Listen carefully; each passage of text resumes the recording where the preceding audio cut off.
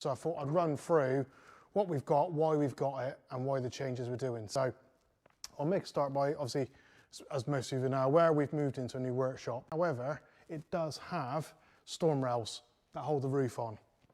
The problem with these, and it was a bit of an oversight when we first got this place, it was the distance between them.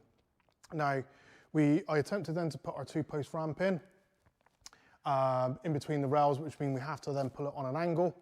And it does work until I found out actually the floor is also not deep enough. So it got us thinking, first thought was to cut some pads out, put some better supports in and get the ramp fitted, which we may still do at some point.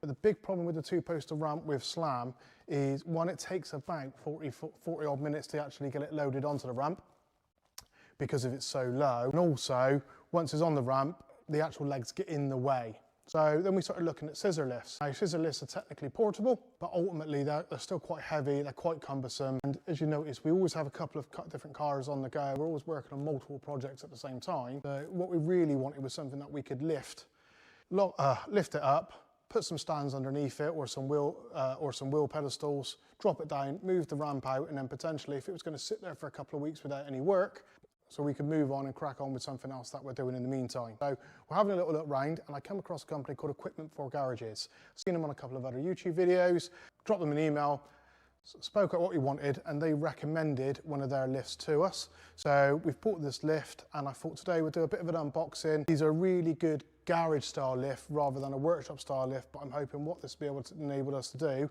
is throw it underneath a car, lift the car up, put some stands or wheel blocks underneath, and then we can either leave the car on the ramp or we can move the ramp out the way and then it can go on and be used on something else, be it in the doorway or anywhere around the workshop, so have the functionality of it all. So I think the biggest downside of these lifts is they only lift about ½ metre rather than even like a mid-rise scissor lift will lift 1 metre high.